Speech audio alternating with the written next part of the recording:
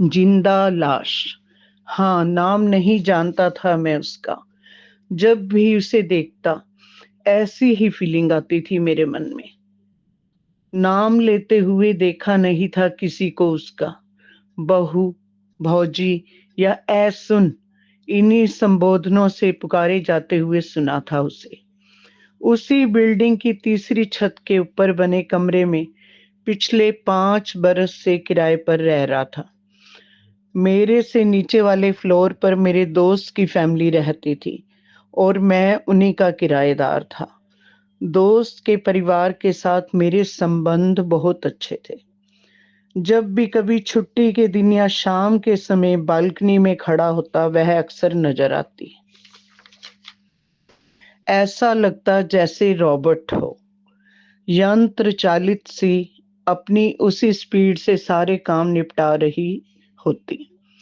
मैंने कभी उसे मुस्कुराते हुए नहीं देखा था। घर के बड़े आवाज दें तो जवाब देने का एक ही लहजा। दो छोटे बच्चे भी थे, 9-10 बरस के। माँ के हृदय की सरलता जैसा कुछ दिखाई नहीं देता था।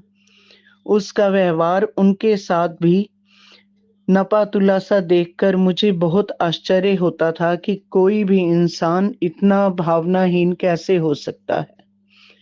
अपने दोस्त से मैंने कई बार इस बारे में बात की। उसने कुछ ज्यादा दिलचस्पी नहीं दिखाई थी इस बारे में।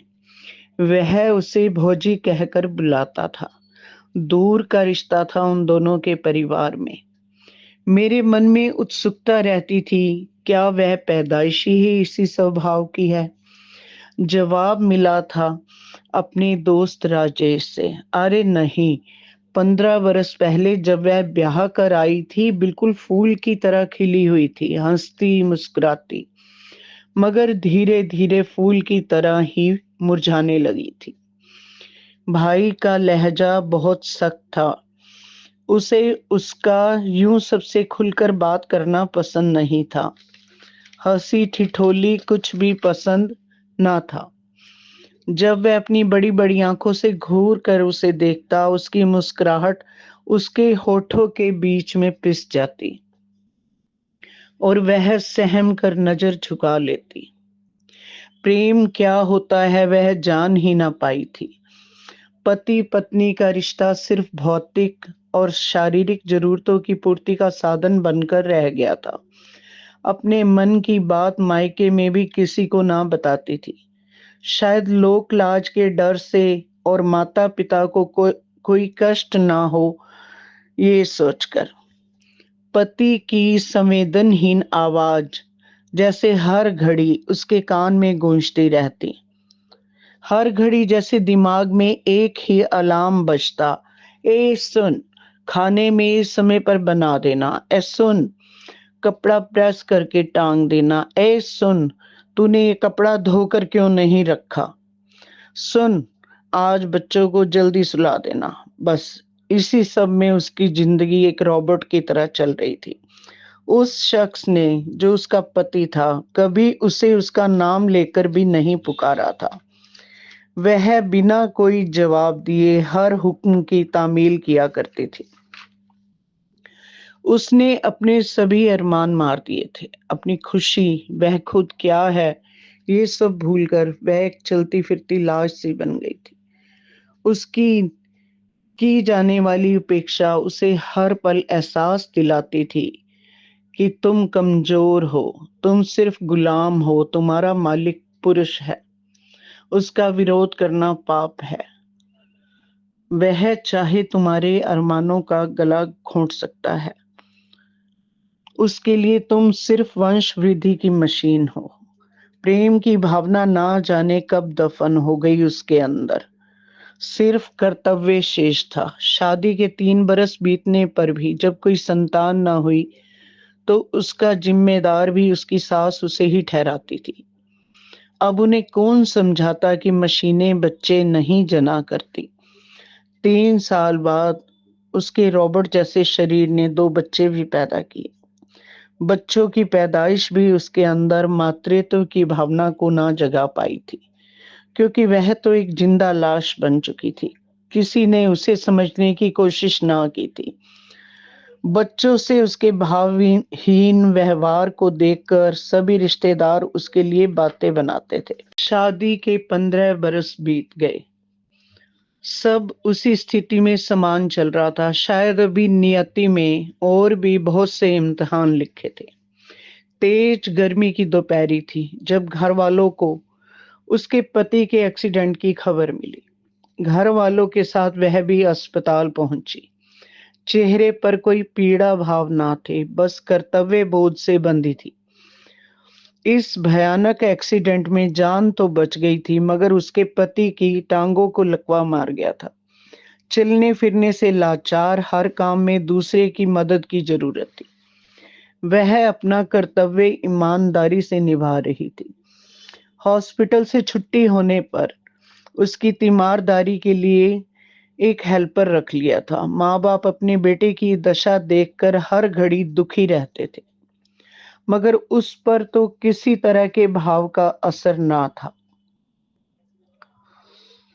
एक दोपहर को वह अपने पति के कमरे में सिर्फ शिष्टाचारवश दिन में 2 बार ही जाया करती थी,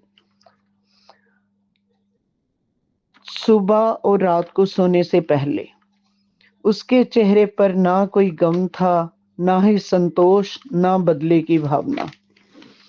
एक दिन दोपहर के समय उसके पति ने हेल्पर से उसे कमरे में बुला लाने को कहा।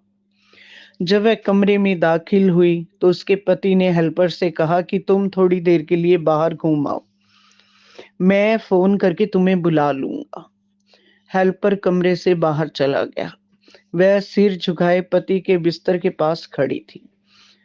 तभी उसके पति ने जब उसे उसका नाम लेकर संबोधित किया तो वह आसपास देखने लगी कि वह किसे बुला रहे हैं। 15 वर्षों में अपने नाम से भी परिचय छूट गया था उसका। पति ने कहा, सबसे पहले तो मैं तुमसे क्षमा चाहता हूँ अपने उस व्यवहार के लिए जो मैंने तुमसे किया। तुम्हें कभी इंसान नहीं समझा। शायद उसी जुर्म की सजा ईश्वर ने मुझे इस रूप में दी है। मुझे अपने किए पर पछतावा है। मैं तुमसे माफी मांगता हूँ। कुमुद के चेहरे पर कोई भाव न आया था। उसने शिष्टता से कहा, मुझे आपसे कोई शिकायत नहीं। तो वह कहने लगा, अगर तुम्हें मुझसे कोई शिकायत नहीं तो तुम आकर मेरे पास क्यों नहीं बैठती? मैं पूरा दिन अकेला पड़ा रहता हूँ, जिंदा लाश सा बन गया हूँ।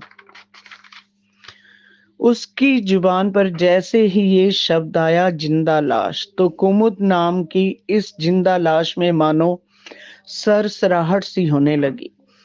सबसे पहले 2 बूंद गर्म पानी की उन आंखों से गिरी जो ना जाने कब से पत्थर की हो चुकी थी।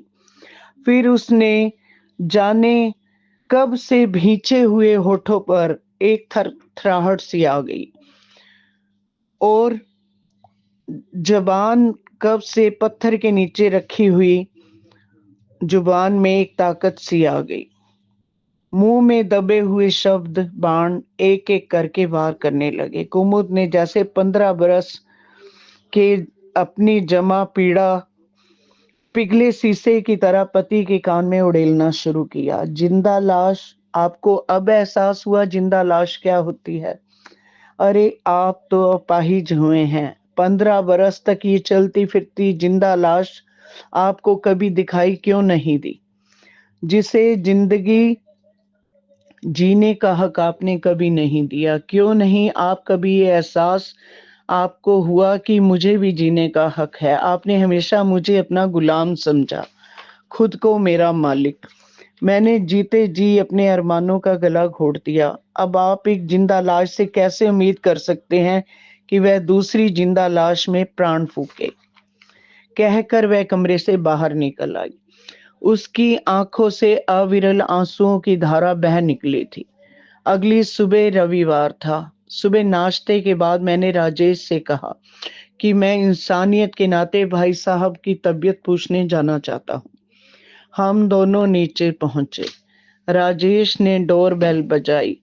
कुमुद भाभी दरवाजे पर खड़ी थी।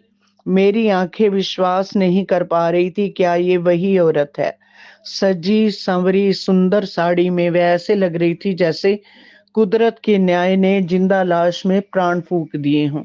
मैंने पहली बार उनकी मीठी आवाज सुनी थी जो दिल से निकल कर आई थी। उसने मुस्कुराते हुए कहा, देवर जी, अपने भाई साहब से मिलिए, फिर उसके बाद हमारे साथ नाश्ता करके जाइएगा। अंत में सिर्फ इतना ही हम ध्यान रखें कि अपने घर में या अपने आसपास किसी को जिंदा लाश बनते देखें तो समय पर ऐसा होने से रोकें, वरना कब ये चलती फिरती जिंदा लाश बिना किसी को पता चले लाश में तब्दील हो जाएगी और हमें पता भी नहीं चलेगा।